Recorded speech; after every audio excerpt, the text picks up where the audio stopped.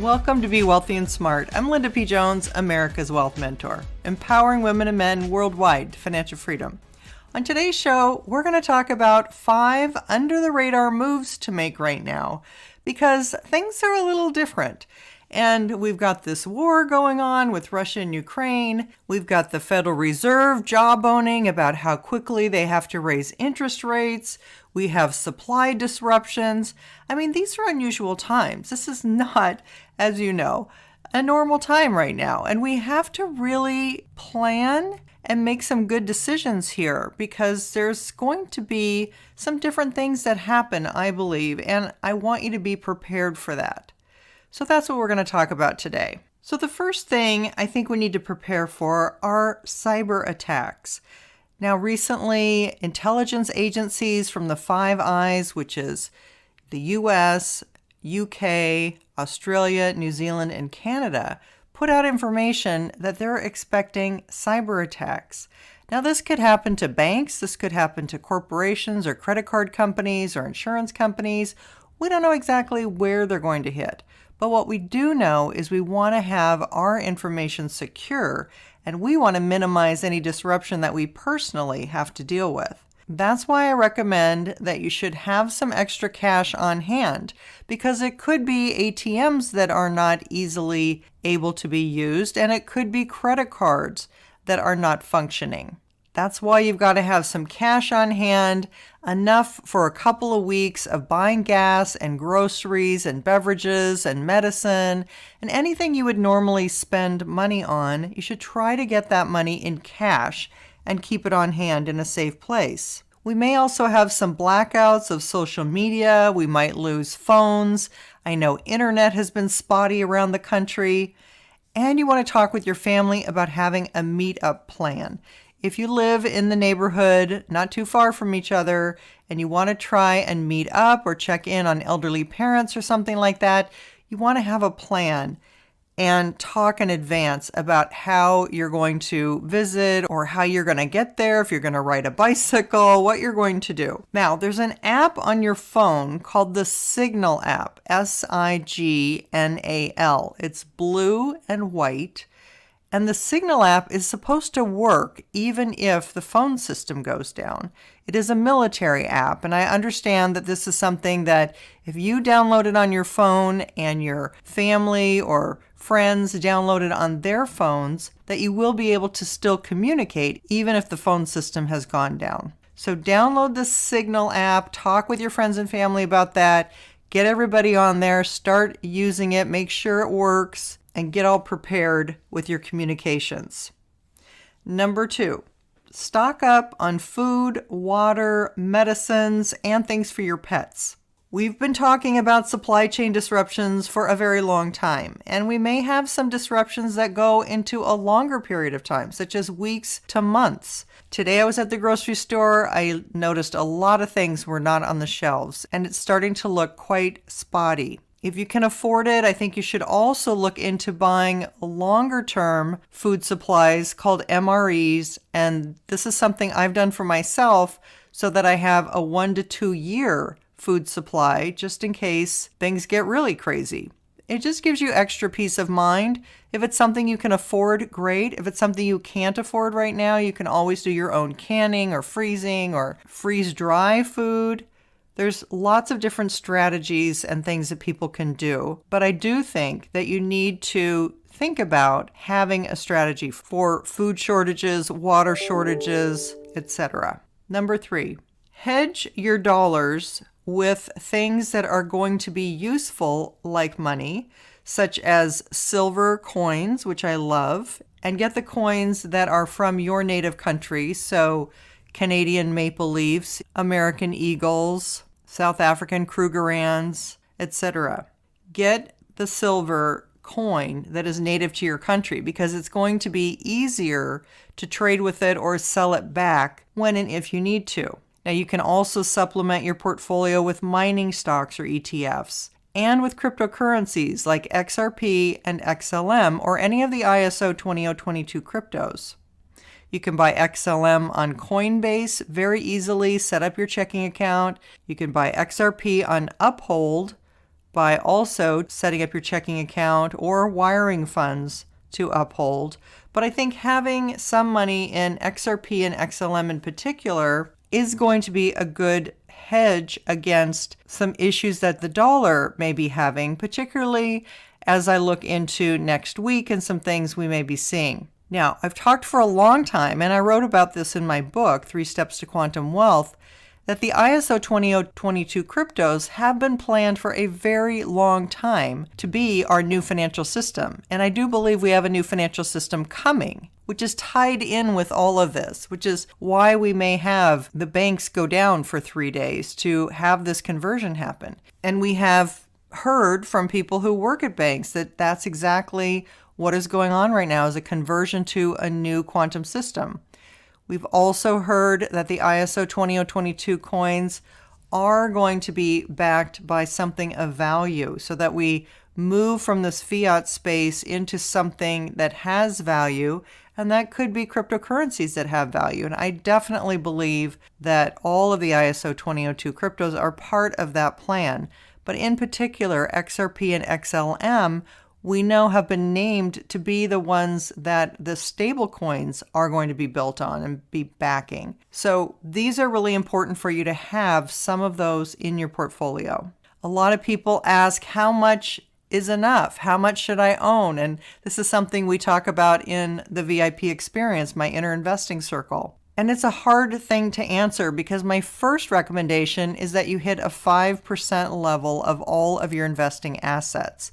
That cryptocurrency makes up 5% of your investment portfolio. So if you had $100,000 in your investment portfolio, $5,000 would go into cryptocurrencies. Now, that's for people to get their toe in the water, to understand how crypto works, to get the hang of it, see if you like it. Once you like it, then it's a completely different thing because then you're buying the dips, you want to accumulate more. Once you really understand the technology and what you're owning and how inexpensive it is right now and how early we are in this very important technological trend, then you just want to start buying up more and more. But what's interesting is on the rich list of people who own cryptocurrency and who owns the most, etc., we're finding that the top 10% of cryptocurrency owners just own a little over 2,000 XRP, 2022 to be exact. So to be in the top 10% of XRP owners, you would just need to own more than 2,022, which is less than $2,000 at the present time.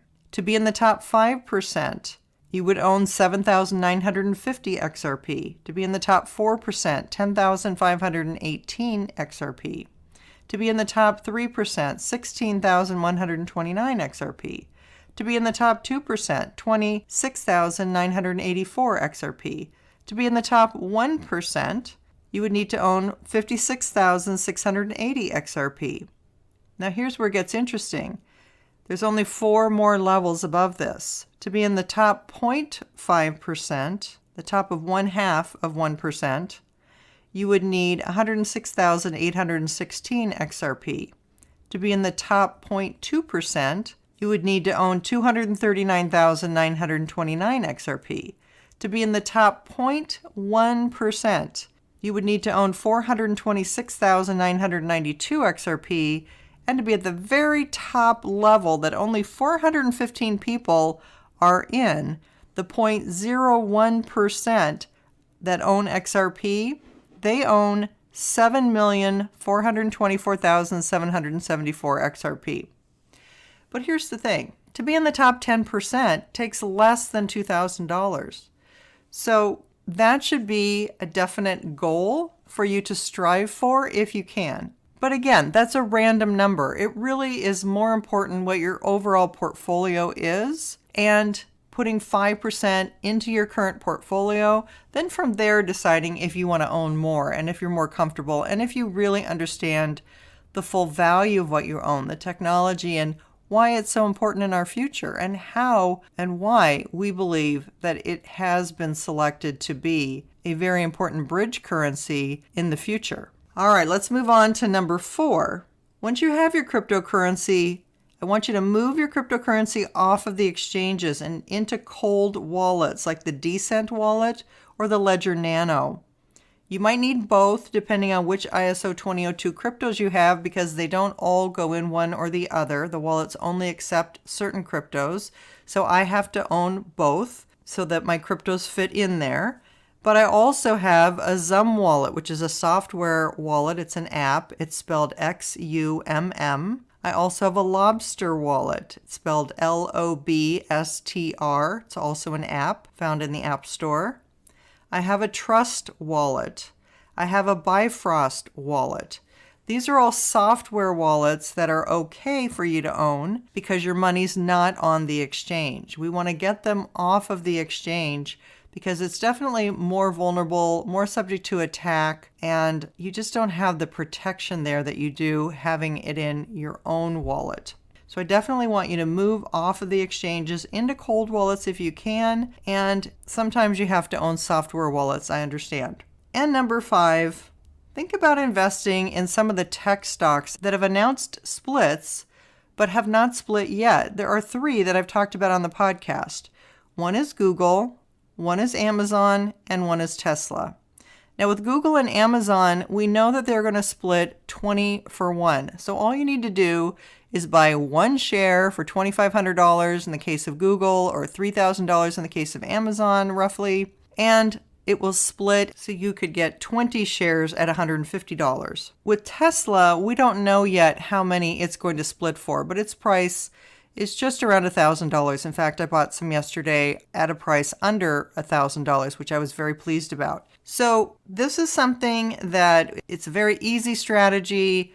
I like all of these stocks for the long term. It's nice to get them pre-split because you'll get more shares. I know they're very pricey right now, but all you need to do is buy one and you'll have 20 more of those shares in the future, at least in the case of Google and Amazon. So consider buying those tech stocks pre-split. I think that is a pretty good strategy to do right now. Again, I've talked in the past about a split itself doesn't really do anything, but what it does do is psychologically, investors do like to invest pre-split, and the stocks do have a tendency to go up after the split. So if you can buy them before the split, I think that's a decent strategy to have and something you could think about doing right now if you have some extra cash that you need to invest. Of course, don't take what I say as financial advice. Do your own research. I'm simply pointing out what opportunities there are in the market right now. So, in summary, these are the 5 under-the-radar moves that you want to consider making right now. Number 1, prepare for cyber attacks, which includes preparing for possible lack of access to ATMs or to banks, to telephones. Get that Signal app downloaded on your phone. Number 2, stock up on food, water, medicines, pet needs. Consider buying MREs, which are long-term food products, and prepare for a supply disruption that could last weeks or months. Number 3, hedge your dollars with silver coins, with mining stocks, with XRP and XLM, and the ISO 2002 cryptos. Number 4, move your crypto off of exchanges and into cold wallets like Decent and Nano, or into software wallets like Xumm, Lobster, Trust, and Bifrost. And number 5, if you're looking for more growth in your portfolio, think about adding some tech stocks that are pre-split, such as Google, Amazon, and Tesla.